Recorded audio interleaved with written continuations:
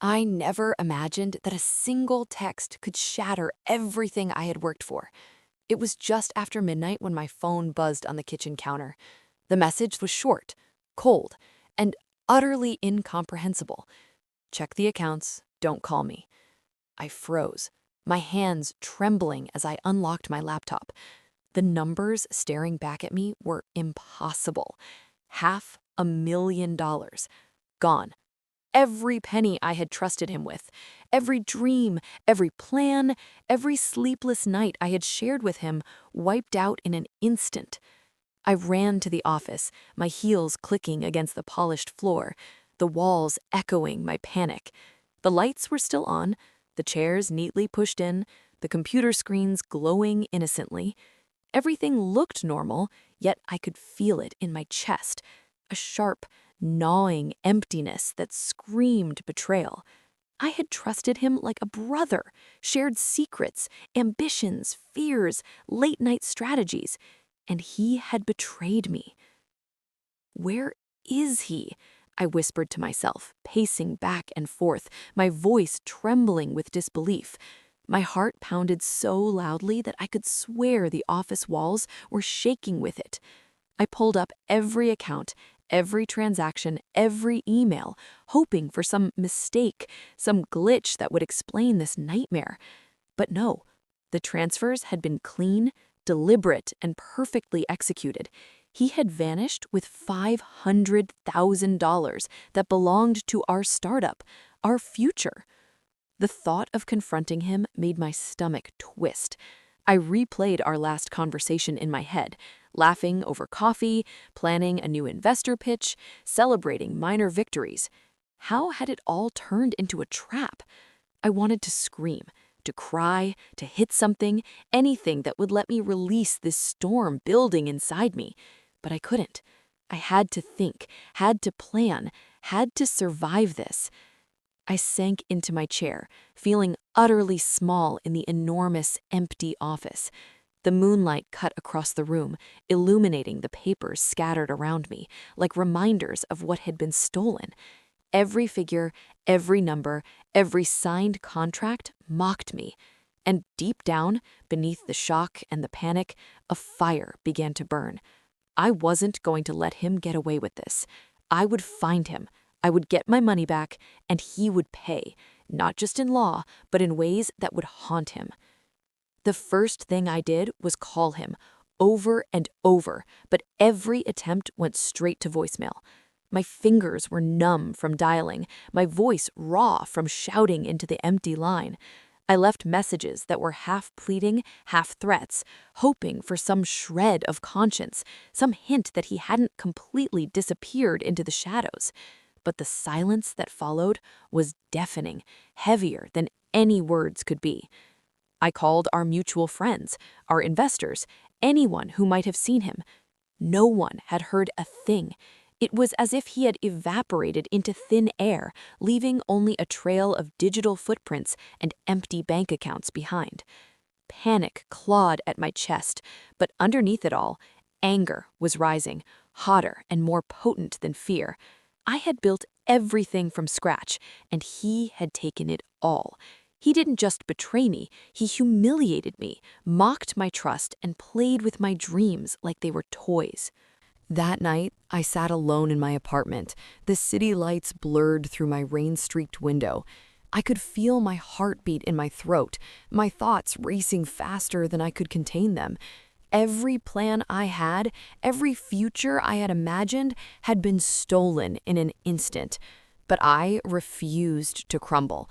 I made a decision then, in the dark, with only the hum of the fridge for company. I would track him down.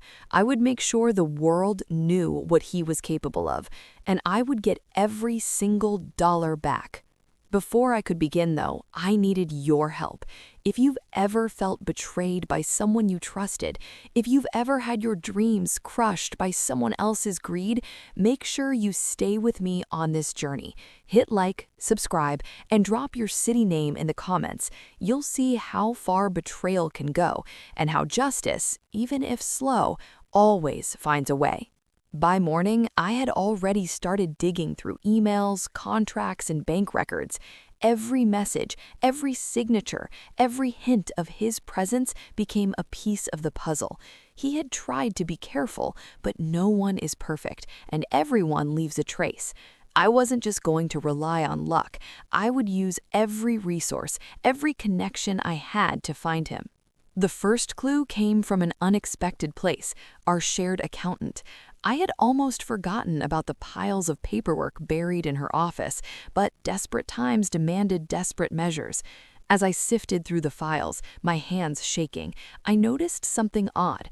A series of transfers flagged for unusual timing and destinations. Not enough to reverse the theft, but enough to hint at where he might be hiding. My pulse quickened. For the first time, I felt a spark of hope. I printed every document, every email trail, every transaction history, and spread them across the table like pieces of a giant, complicated puzzle. Each piece made the picture clearer, yet more disturbing. He had planned this meticulously, covering his tracks, weaving lies and diversions that only someone intimately familiar with our operations could pull off. I felt a cold chill run down my spine. He had betrayed me, yes, but he had also underestimated me. The night dragged on, and I barely noticed the hours passing. My apartment was littered with papers, my laptop glowing in the dark, and the coffee I had poured hours ago had gone cold. I could hear the faint hum of the city outside, oblivious to the storm consuming my life inside. Every so often, I paused, thinking I was imagining things, but then my eyes would catch something, a subtle discrepancy, a name, an account number, and I was pulled back into the hunt. I realized that finding him wouldn't be easy. He had vanished into a network of accounts, shell companies, and anonymous contacts, but that only fueled my determination. I refused to be the victim in his story. I refused to be silenced, ignored, or destroyed. I had spent years building a life, a business, and a reputation, and I would not let one person take it all away. By dawn, exhaustion had set in, but I couldn't stop. I began mapping out a strategy, where he might have gone, who could be helping him, and which leads were worth pursuing. Every instinct told me I was close. I felt it in my bones. And then, as I leaned back in my chair, a single thought hit me like a bolt of lightning. He thought he could escape, but he didn't realize that anger, fueled by betrayal, is far more relentless than fear. I knew I couldn't do this alone. Desperation pushed me to call in a favor from someone I had long avoided, an old friend who specialized in digital forensics. I hesitated for a moment, the thought of exposing my vulnerability making my stomach knot, but the urgency was undeniable. Within hours, he agreed to help, intrigued by the audacity of the situation. Together, we combed through every digital trail he had left behind, emails, transactions, phone records. Every tiny slip he made, every hurried move became a breadcrumb in the labyrinth he thought was invisible.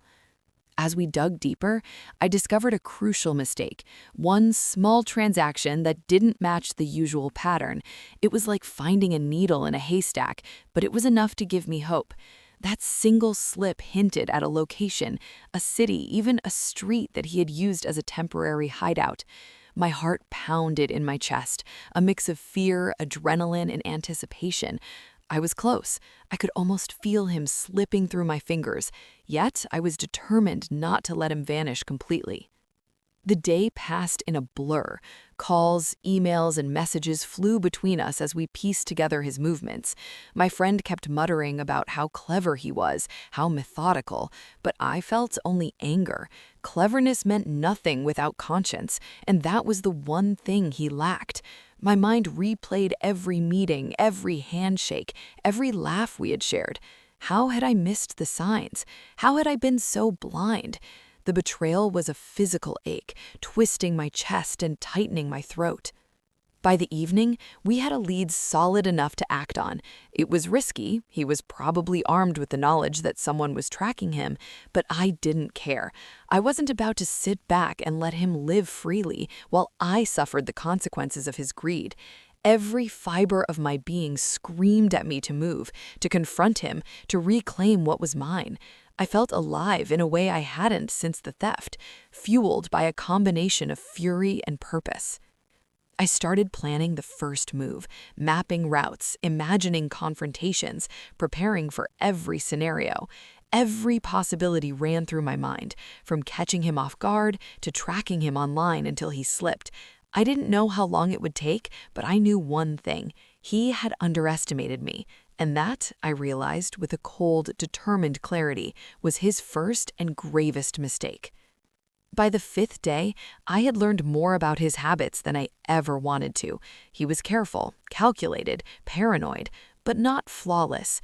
Even the most meticulous people leave patterns, and he had left a trail that only someone obsessed could follow. I obsessed. I analyzed every email, every payment, every phone ping, until a map began to form in my mind.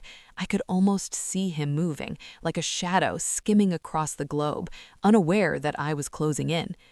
That evening, my phone rang unexpectedly, a blocked number. I answered cautiously. A deep, disguised voice hissed, "Stop digging or you'll regret it." My blood ran cold, yet my resolve hardened.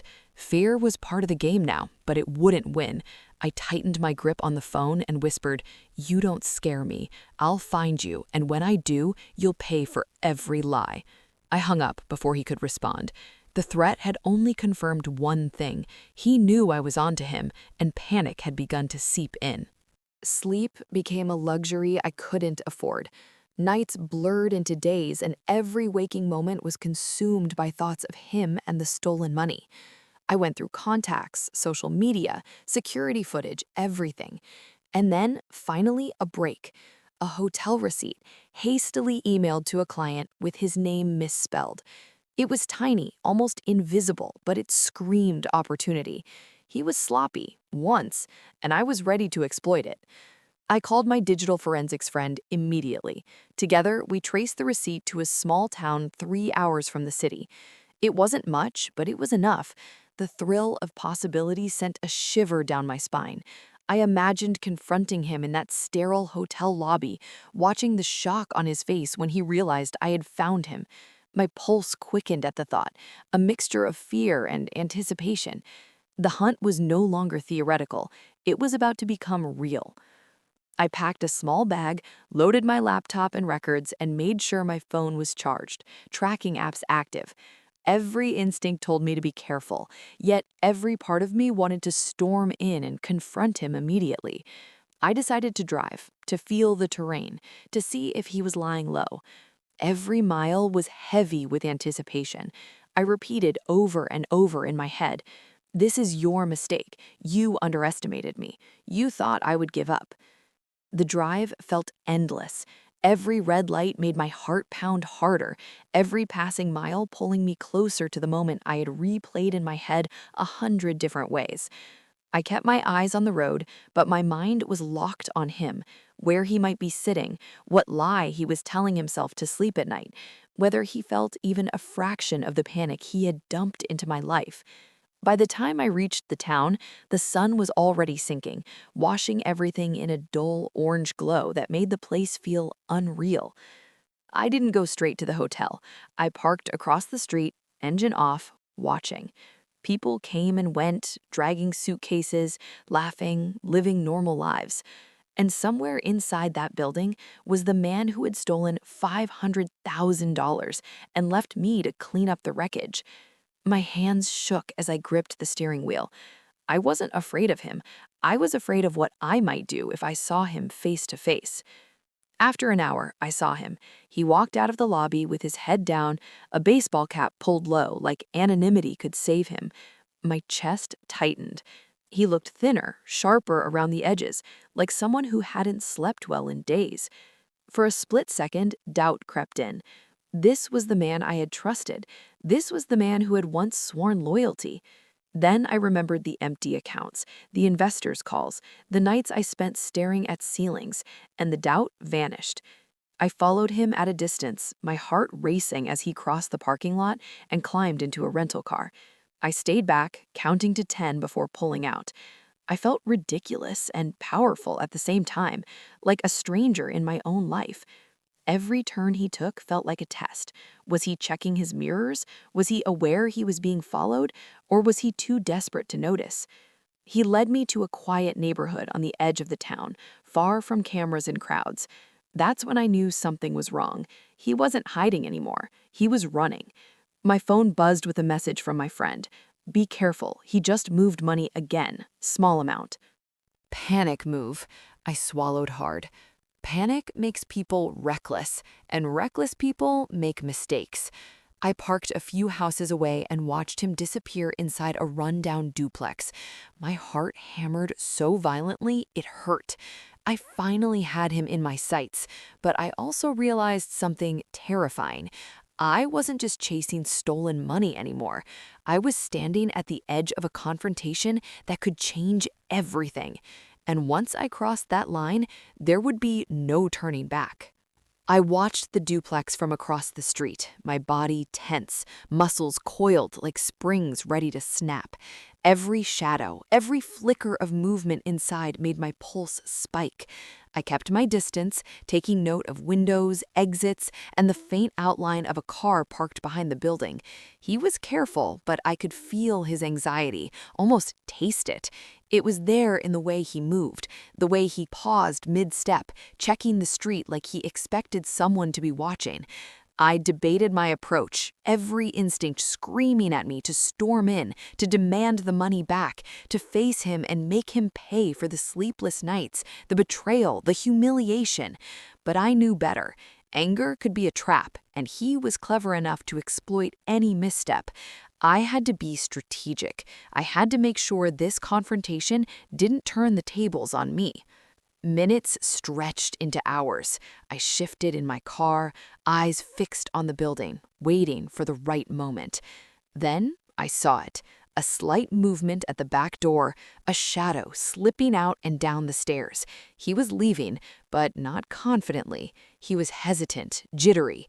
My gut told me this was the window I had been waiting for, the moment when his panic made him sloppy, when he revealed the human beneath the mask of cunning. I followed him at a safe distance as he walked toward the street. He looked over his shoulder once, then hurried, like he sensed something but couldn't pinpoint it. I clenched my fists, a mixture of triumph and fury rising in me. He thought he could escape, thought he could outsmart me, but I had all the pieces, all the knowledge, and all the determination to make him regret ever crossing me. And then, almost instinctively, I whispered to myself, this ends tonight. I didn't know exactly how or exactly when, but I knew one thing. He had underestimated me from the start, and underestimating me had always been his gravest mistake. I followed him into the dimly lit parking lot behind the duplex, my breath shallow, heart hammering in my chest. He was fidgeting with his keys, glancing nervously, unaware that I was only a few steps behind. I could see the tension in his shoulders, the way his hands shook ever so slightly. Panic had begun to crack the mask he had worn so perfectly, and I felt a cold thrill run through me. This was the moment I had been waiting for. I stepped closer, letting my shadow fall across the path he had taken. He froze instantly, eyes darting, realizing too late that someone was there. I didn't say a word. Silence can be more terrifying than screams, and I wanted him to feel the weight of what he had done, to see in my eyes the fury and betrayal he had caused. Finally, he stammered, I didn't... Look, I can explain. Explain?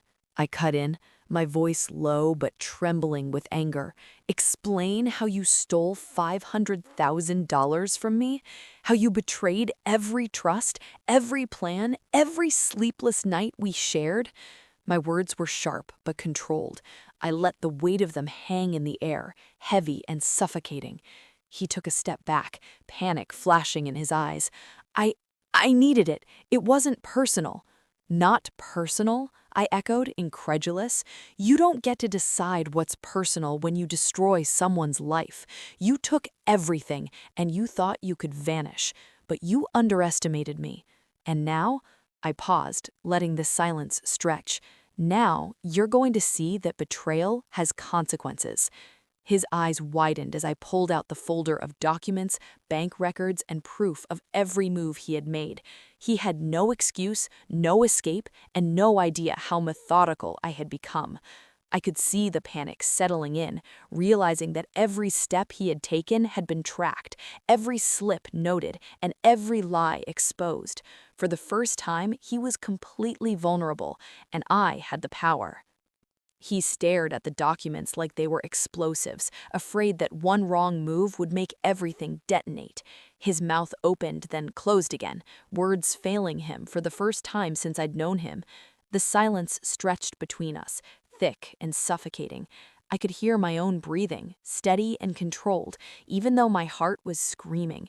This wasn't just about money anymore. It was about power, truth, and finally seeing him stripped of the confidence he once wore so easily. You planned this, I said quietly. This wasn't panic. This wasn't desperation. You rehearsed it. You smiled at me while you were setting me up. My voice didn't shake, and that seemed to rattle him more than anger ever could. He rubbed his face with both hands, dragging them down like he was trying to wipe away reality. I didn't think you'd chase me, he admitted finally, barely above a whisper. I thought you'd freeze. Most people do. That hurt more than I expected, not because he was wrong, but because he knew me well enough to gamble on my breaking point. You didn't just steal money, you stole my credibility, my reputation. You put my name on the line with investors who trusted me. He looked up at me then, eyes red-shot, raw. They were going to push us out, he said quickly, desperation spilling over. You didn't see it, but I did. I was just getting ahead of it. I let out a slow breath. No, I said, you were getting ahead of me. His phone buzzed in his pocket, and the sound made him flinch. I watched him check the screen, then shove it back without replying. Fear flashed across his face again. He wasn't just running from me, he was running from consequences on all sides. And suddenly, I understood something important. He wasn't in control anymore. He was cornered. Where is the money? I asked. He hesitated. That hesitation told me everything. $500,000 doesn't disappear without help, without promises, without people waiting on the other side. His silence confirmed my worst fear and my strongest leverage. I can fix this, he said quickly. Not all of it, but most of it. You just have to give me time. I stepped closer, close enough that he had to look at me. You're out of time, I said, and whether you cooperate now or later will decide how this ends for you. I could see it in his eyes, the realization that the game had changed, and he was no longer the one setting the rules. He exhaled slowly, like someone finally accepting that there was no clean way out. I couldn't move it all at once, that would have triggered alarms, so I split it. Small chunks, different accounts, different names. He looked away as he spoke, shame creeping into his posture. Some of it's offshore, some of it's tied up. Tied up how? I asked, already hating the answer forming in my mind. In investments, he muttered. High-risk ones. I was going to flip it, double it, bring it back before you even noticed. I let out a short, bitter laugh. So you gambled with stolen money and called it strategy. My voice was calm, but my hands were clenched so tightly my nails bit into my skin. Do you have any idea what happens to me if that money doesn't come back? He nodded, but it was weak, unconvincing. I didn't think it would spiral like this. That's because you never think past yourself, I snapped. Then I caught myself, lowered my voice again. Anger was easy. Control was power. Who helped you? His jaw tightened. For a moment, I thought he'd refuse.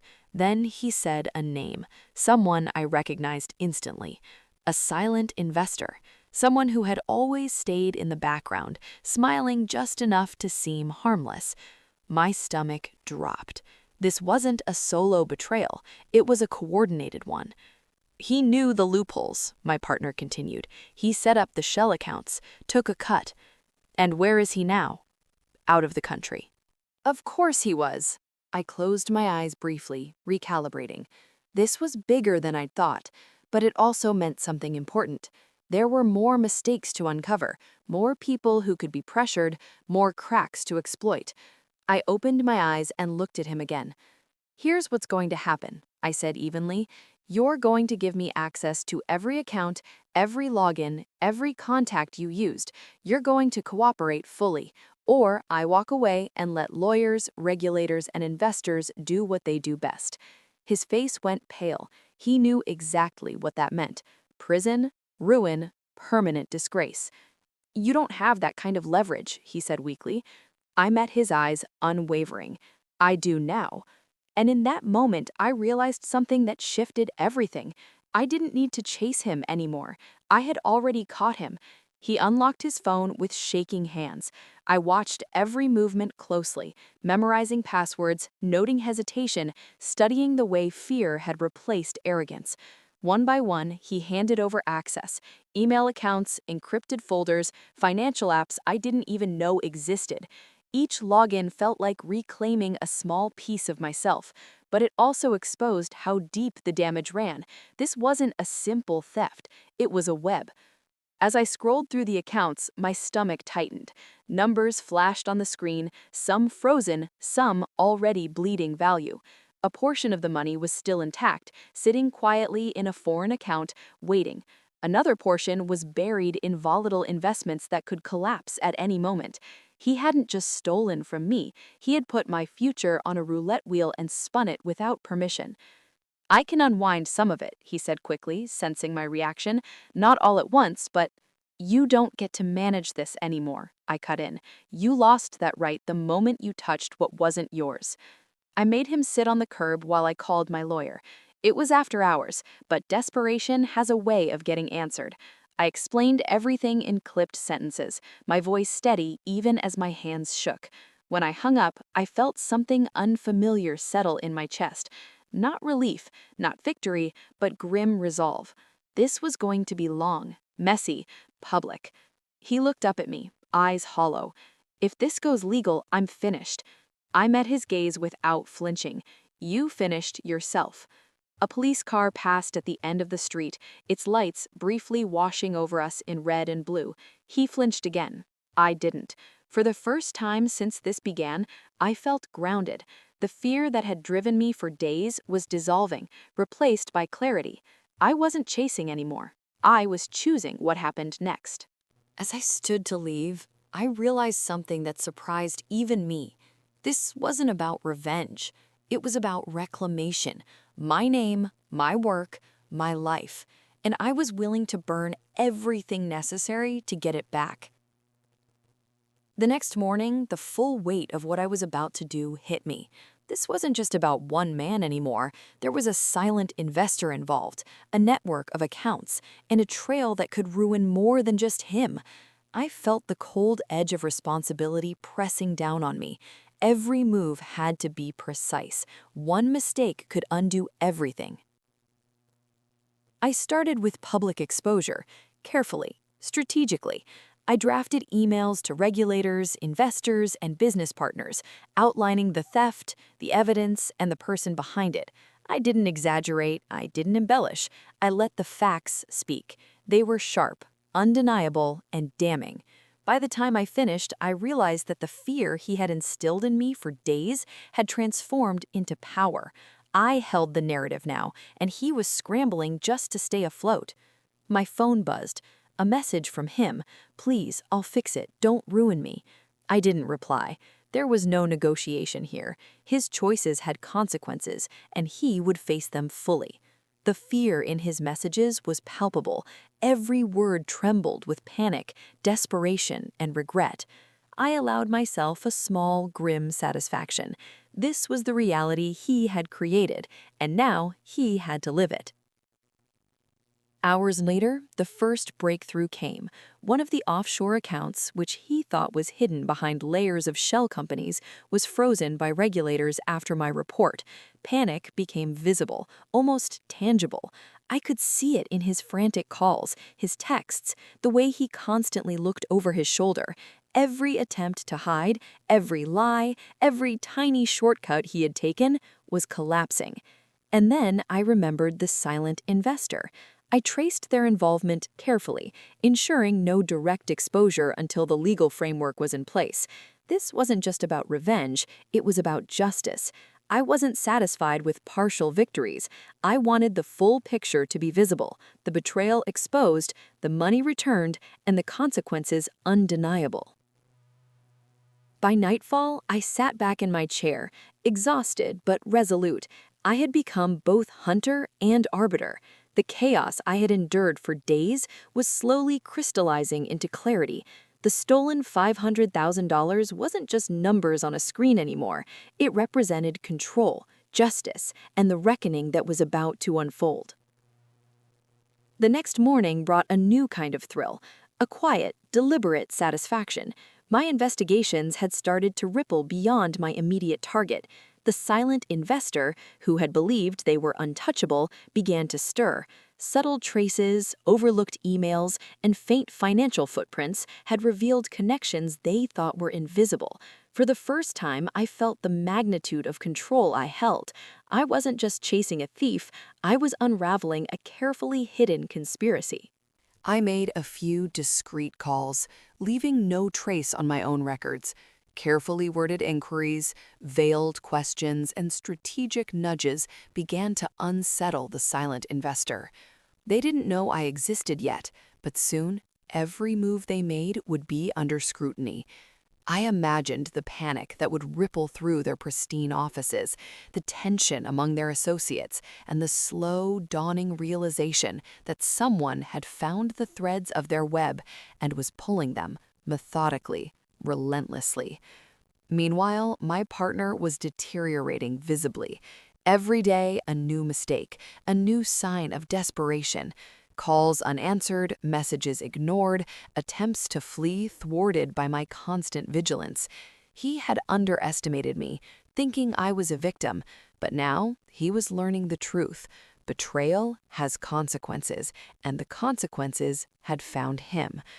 I organized every piece of evidence meticulously, cataloging transactions, emails, and interactions. I didn't need dramatics.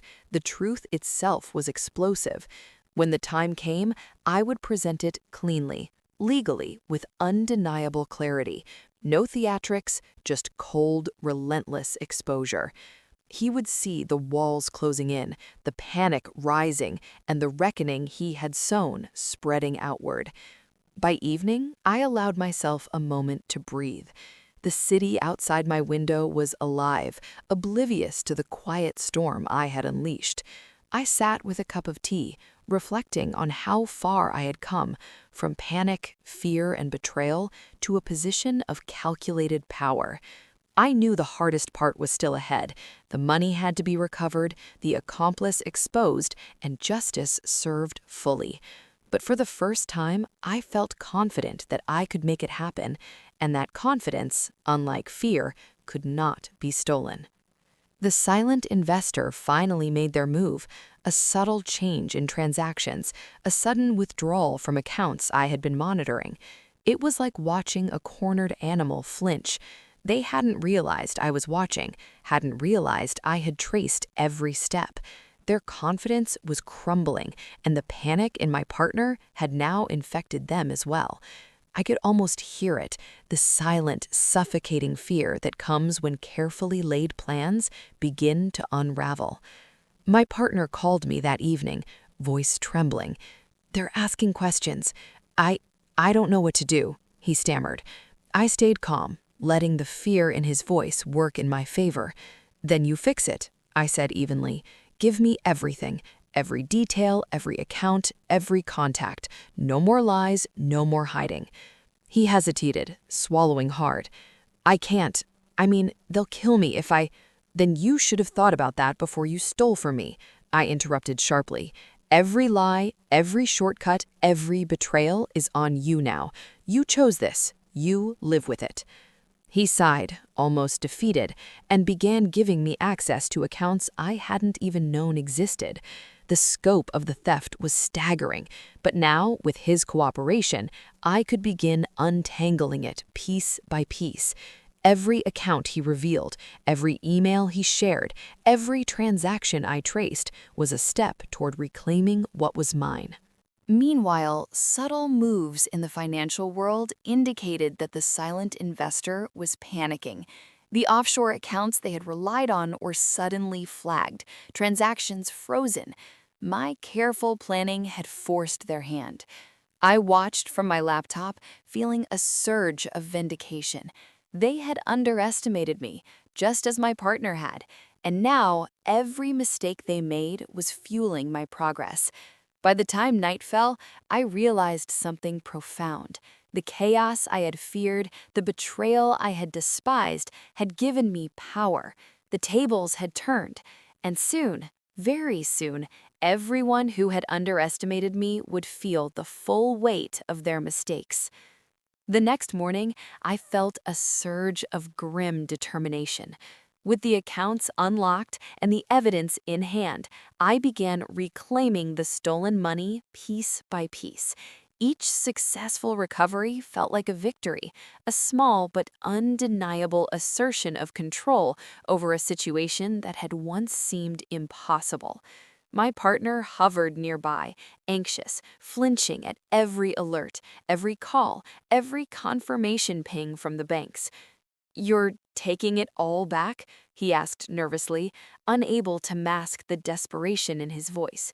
I didn't answer. My focus was sharp, my mind running a step ahead of his every panic-induced move. Every chunk of money that returned to my accounts was a reminder that his arrogance had been his downfall. He had treated trust like currency, and now that currency was bankrupt. The silent investor had begun to unravel as well.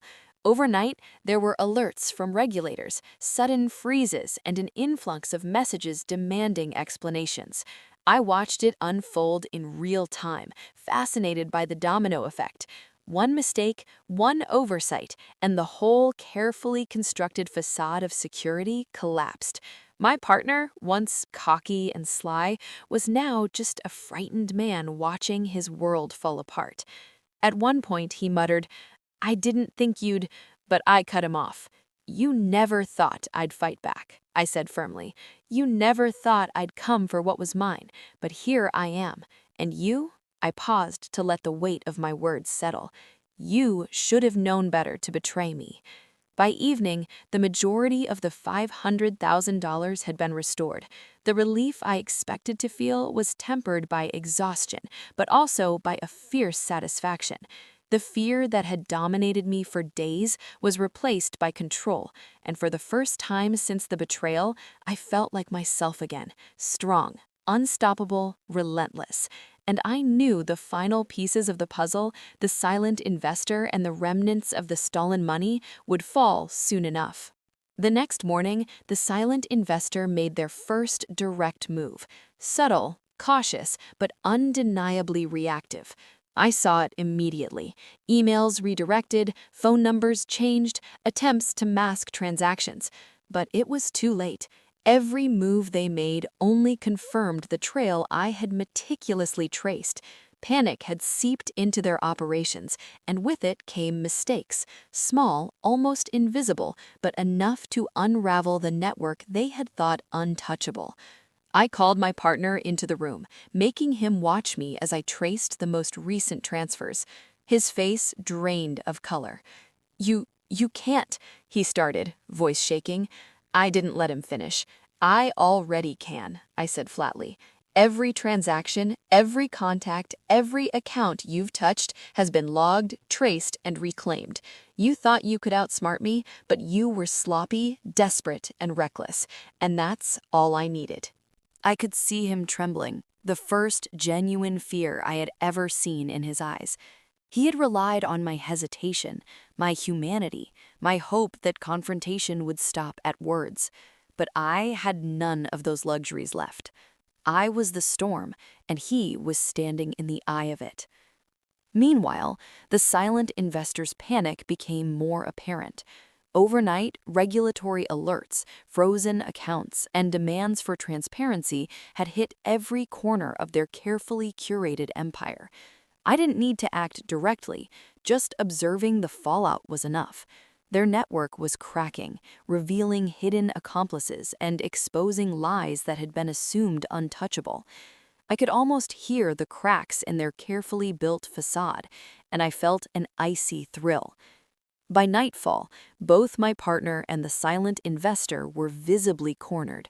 Desperation had replaced confidence, fear had replaced arrogance, and the weight of consequences was pressing down on them from every side.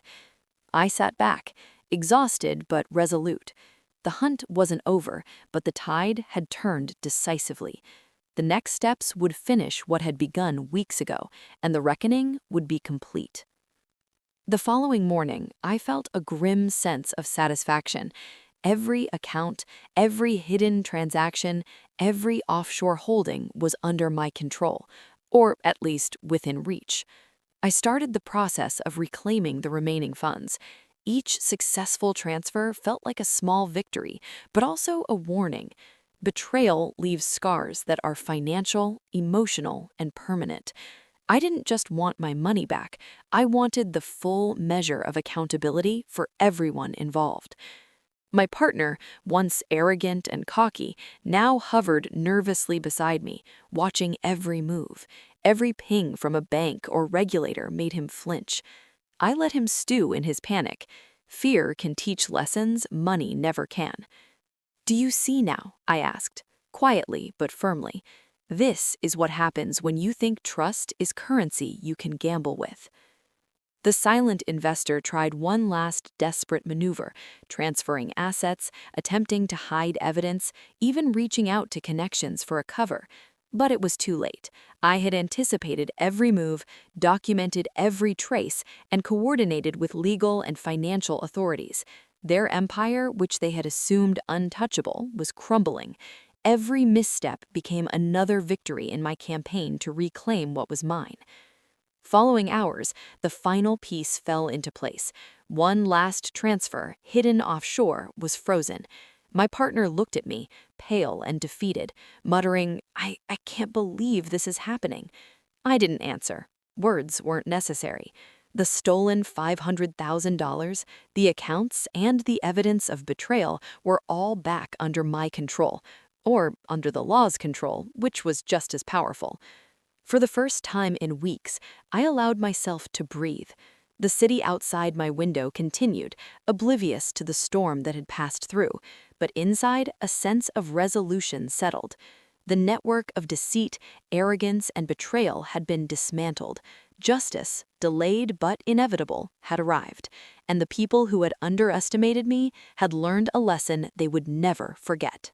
The day after the final recovery, my partner sat across from me, silent and hollow-eyed. His bravado had vanished completely, replaced by the stark reality of his actions. I studied him carefully, noting every twitch, every flinch, every subtle tremor in his hands. He had thought he could manipulate, lie, and escape. Now all that was left was regret, deep, gnawing, and inescapable. I never thought it would end like this," he muttered, voice barely audible. I didn't answer immediately. Some lessons are learned not through words, but through the weight of consequences pressing down on the soul. "You were my partner," he continued, desperation creeping in. "I trusted you. We built this together." I leaned forward, my tone calm but icy. "You didn't build anything with me. You built your own illusion, and you used me as the foundation. Trust is earned, not stolen, and now you understand what happens when you betray it." His face drained of color. He swallowed, trying to speak again, but no words came. The reality of his reckoning was more powerful than any argument. The betrayal had left scars, but the karma, the inevitable, unrelenting justice, was fully in motion. He could feel it, and it terrified him more than anything I could say. I allowed myself a moment to reflect, alone after he left. The weeks of betrayal, sleepless nights, and constant tension had been grueling, but they had led me here, to clarity, to victory, and to the undeniable satisfaction of seeing justice delivered. The $500,000 was back, the accomplices exposed, and the lessons learned were etched deeply into the lives of those who had underestimated me. And somewhere in the silence, I realized the true power of karma. It doesn't rush, it doesn't falter, it waits, precise and patient, until the moment when it can deliver the full measure of justice. And when it does, it leaves nothing unresolved. By the next day, the silent investor could no longer hide. Regulators, alerted by my careful documentation, had frozen their remaining assets. Every offshore account, every hidden transfer, every shell company was now under investigation. I watched as their carefully curated image of control and untouchability crumbled. Panic radiated through every message I intercepted, every call I overheard through legal channels, every slip in their communications. Meanwhile, my partner was finally silent.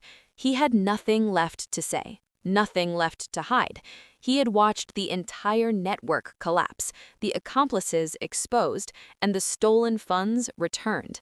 The weight of the consequences had settled fully on his shoulders. The man who once dared to take everything from me was now powerless, reduced to a witness of his own failure. I sat back and reviewed the final transfers. Every dollar reclaimed, every document verified, every accomplice accounted for. It was complete. The financial damage reversed, the legal repercussions ensured accountability, but more than that, the emotional closure, the satisfaction of seeing the betrayal fully punished was unparalleled. I allowed myself a long exhale, knowing that the ordeal that had consumed me for weeks was finally coming to a close. I sent a final message to the silent investor, a brief, factual summary of the consequences, and an unspoken warning that their misdeeds had been recorded, observed, and would be remembered. There was no malice in it, only the cold, unshakable power of accountability. Sometimes justice doesn't need drama, it just needs precision, patience, and persistence. That night, I allowed myself to reflect. Betrayal had tested me, pushed me to limits I didn't know I had, and revealed the depth of my resolve. And in the quiet of my apartment, I realized that the true lesson wasn't about money or revenge or even justice. It was about power, the power to reclaim, to endure, and to rise above those who seek to destroy you. The morning was quiet, almost eerily so. The storm of the past weeks had passed, leaving a clarity I hadn't felt in months. My partner, broken and defeated, had disappeared from my life, reduced to a cautionary tale of greed and betrayal. The silent investor, their empire exposed and their assets frozen, was facing consequences they could no longer evade. Justice, slow and precise, had finally reached every corner of their deception. I sat at my desk, reviewing the final confirmations, every dollar recovered, every account reconciled, every document verified. A sense of closure settled over me, not just financial, but emotional. I had faced fear, anger, and uncertainty, and emerged not just intact, but stronger, sharper, and unyielding. The betrayal that had threatened to destroy me had instead revealed my own resilience. For a long time, I simply allowed myself to breathe. The city outside moved on, oblivious to the storm I had navigated. But inside, I felt an unshakable calm. I had reclaimed my life, my work, my reputation. The lesson was profound and undeniable. Betrayal carries a cost, and those who underestimate resolve will always pay. I allowed myself a final thought of reflection, not in malice, but in clarity. Karma isn't about vengeance, it's about balance. It doesn't rush, it doesn't falter, and it doesn't miss. It waits for the precise moment and delivers the exact measure of justice necessary. I had witnessed it firsthand. I had felt its weight, and I had survived it. As the sun dipped below the horizon, I closed my laptop, letting the silence fill the apartment. The ordeal was over. The money, the truth, the accountability, all restored. I had faced betrayal, confronted fear, and emerged victorious. And somewhere, deep inside, I knew that no one who underestimated me would ever dare again. I had proven, to them and to myself, that strength, patience, and resolve could reclaim everything stolen and leave justice, in all its quiet power, firmly in place.